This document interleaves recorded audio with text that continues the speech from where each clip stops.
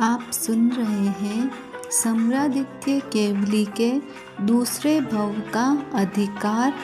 आपने सुना कि सिंह के पिता पुरुषदत्त राजा और माता श्रीकांता ने अमित तेज गुरु के पास दीक्षा धारण कर आत्म कल्याण के महामार्ग पर बढ़ गए। सिंह कुमार और कुसुमावली ने श्रावक के 12 व्रतों को धारण किया और धर्मयुक्त राज्य का संचालन करने लगे। एक बार रानी कुसुमावली ने मध्य रात्रि में स्वप्न के अंदर भयानक काले विषधर सर्प को अपने गर्भ में प्रवेश करते हुए देखा और फिर पुत्र राजकुमार ने जन्म लेने के बाद अपने पिता महाराज को डस लिया है। ऐसा डरावना स्वप्न देखकर रानी जोर से चीखी और उसकी नींद खुल गई। कुसुमावली ने विचार किया कि बुरा स्वप्न आने पर वापस सो जाना चाहिए तथा किसी को बताना नहीं चाहिए। उसने सोने का बहुत प्रयत्न किया किंतु उसे नींद नहीं आई। सूर्योदय हुआ, वह अपने दैनिक कार्यों से निवृत्त हुई तो स्वप्न का विचार कर वह उदासीन हो गई। वस्तुतः रानी कुसुमावली गर्भवती थी और गर्भ के दुष्प्रभाव से ही उसे ऐसा दुखद दुस्वप्न आया। रानी गुमसुम चुपचाप उदासीन और दुखी रहने लगी।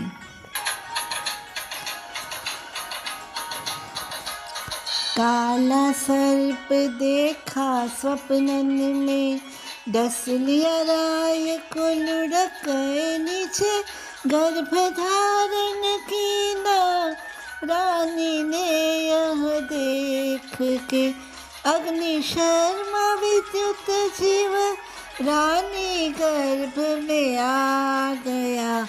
यह सम्रादित्य है कथा पुण्य और पाप की।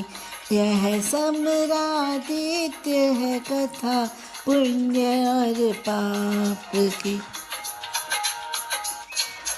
रानी कुसुमावली एक बार राजमहल की सीढ़ियों से नीचे उतर रही थी तो चक्कर खाकर गिर पड़ी।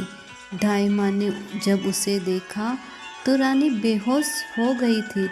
उसने रानी के आँखों पर ठंडा पानी छिड़का, वो होश में आई। तब दाई माँ ने पूछा, पुत्री क्या बात है, तुम ठीक तो हो? मैं कई दिनों से देख रही हूँ तुम उदासीन चिंतित दिखाई देती हो।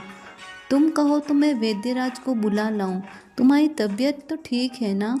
महारानी ने कहा, नहीं मैं स्वस्थ हूँ, गर्भवती हूँ, इसलिए चक्कर सा आ गया था। उसी समय सिंह राजा वहाँ पर आ गया। उसने सारी बात सुन ली थी। महानुभावों, राजा यह शुभ समाचार सुनकर बहुत खुश हुआ। महारानी कुसुमावली गर्भवती है।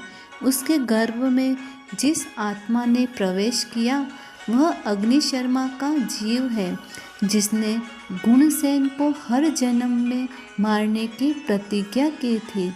वह अग्निशर्मा मरकर विद्युत कुमार जाति का देव बना था।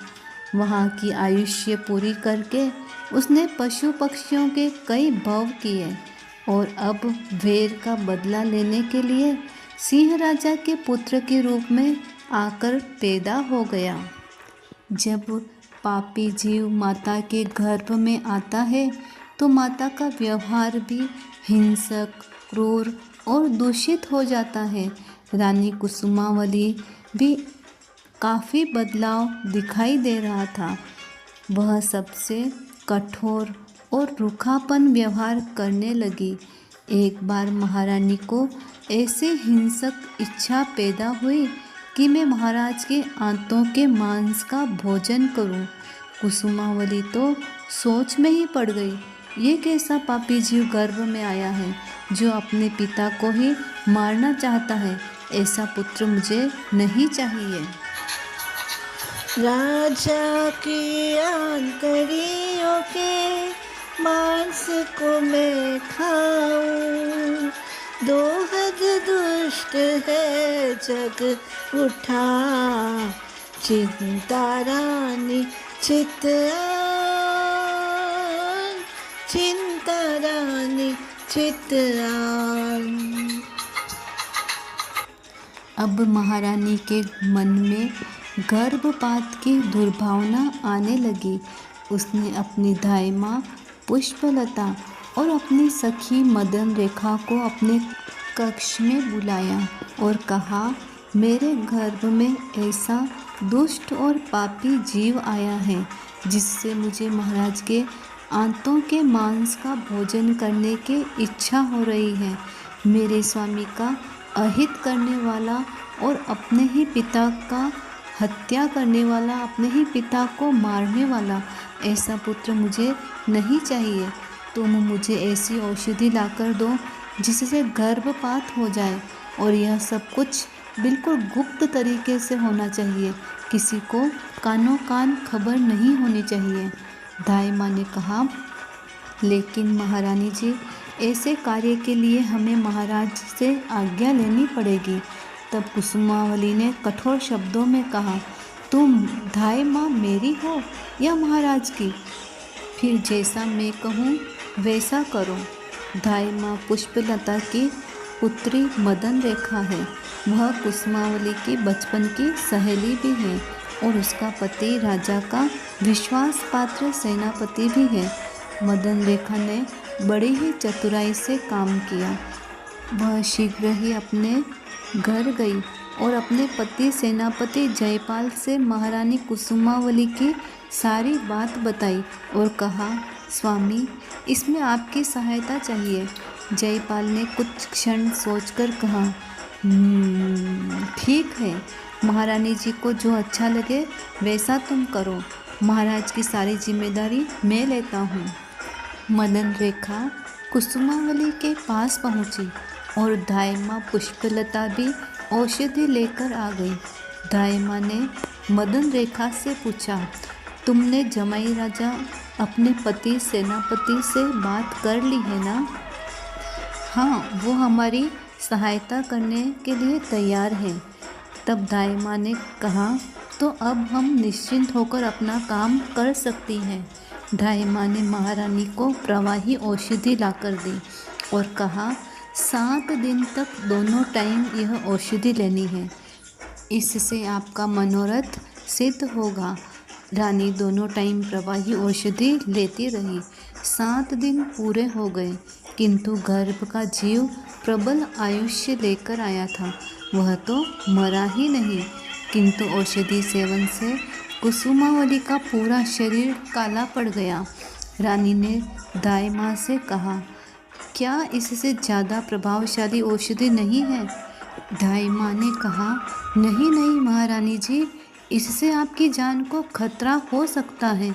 किंतु दाई माँ, मुझे बार बार महाराज के आंतों का भोजन करने की दुष्ट इच्छा होती है। मेरी ये जब तक इच्छा पूरी नहीं होती, मुझे एक क्षण के लिए भी चैन नहीं मिलेगा। मेरी शीघ्र ही ये इच्छा पूरी करो, नहीं तो मैं विष पान करके अपने प्राण त्याग दूंगी।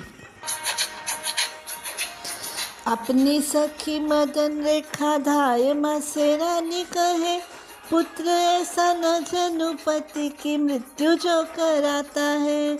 तीव्रतम औषध का प्रबंध करो तुम दोनों, यह गर्भ न रहे मुझे नहीं चाहिए। यह समरादित्य है कथा पुण्य और पाप की, यह समरादित्य है कथा पुण्य और पाप की। उसी समय सिंह राजा ने रानी के कक्ष में प्रवेश किया। उसने रानी के काले शरीर को देखा और उसके मुरझाए हुए चेहरे को देखकर कहा, प्रिय, तुम्हें क्या हो गया है? कुसुमावली ने कहा, स्वामी, मैं जीना नहीं चाहती, मैं मर जाना चाहती हूँ। राजा ने कहा, लेकिन तुम क्यों मर जाना चाहती हो? प्रिय, तुम्हारा इतना दुखी होने का क्या कारण है? रानी जोर जोर से रोने लगी। राजा ने उसकी ऐसी स्थिति देखी और वह कक्ष से बाहर चला गया। सिंह राजा ने मदन रेखा और सभी दासियों को बुलाकर कहा, मदन रेखा, तुम सभी चतुर और कार्यकुशल हो और मैं अच्छी तरह से जानता हूँ कि रानी के मन में कोई इच्छा अवश्य है, क्योंकि गर्भवती नारी के मन के अंदर तरह तरह की इच्छाएं उठना स्वाभाविक है। सच सच बताओ, उसके मन में ऐसी कौन सी तीव्र इच्छाएं हैं जो तुम पूरी नहीं कर सकते? वो मुझे बताओ, मैं उसकी सारी इच्छाएं शीघ्र ही अवश्य पूरी करूँगा। मदन रेखा उलझन में पड़ गई। उसने दाई माँ की ओर देखने लगी। तब दाई माँ ने कहा, मदन, अब महाराज को सब कुछ सच सच बता देना चाहिए। मदन रेखा ने महारानी को आए दुस्वप्न से लेकर महाराज की आंतों का भोजन तक सारी बातें खोल खोल कर स्पष्ट शब्दों में महाराज को बता दी तथा गर्भपात की कोशिशों के बारे में भी सब बता दिया। सिंह राजा ने कहा, अब तुम सब जा सकती हो। प्रवाही औषध दे दिनी, धाय माता उस वार, 7 दिवस की दवा दिनी, रानी आज्ञा सिरधार,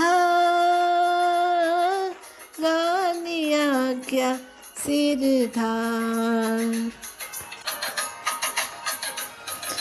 रानी दवा सेवन करे, गर्भ को फर्क न पड़े, उल्टा रानी कांतिहीन काली पड़ जाती है। किंतु पतिव्रता रानी धाय माता को कहे, तीव्रतम औषध लाओ, गर्भ जो गला देवे। यह समरादित्य है कथा पुण्य और पाप की, यह समरादित्य है कथा पुण्य और पाप की। रानी हालत देख कर राजा चिंतित होय, मदन रेखा सखी से कहे, बात सांझी कहो दे, बात सांझी कहो दे। क्या राजा सिंह महारानी कुसुमावली के दोहत को पूरा कर पाएंगे? क्या रानी अपने पति महाराज सिंह के आंतों का भोजन करेगी? सिंह राजा कुसुमावली रानी की इच्छा पूर्ति के लिए क्या उपाय करता है, जानने के लिए देखेंगे अगले एपिसोड में।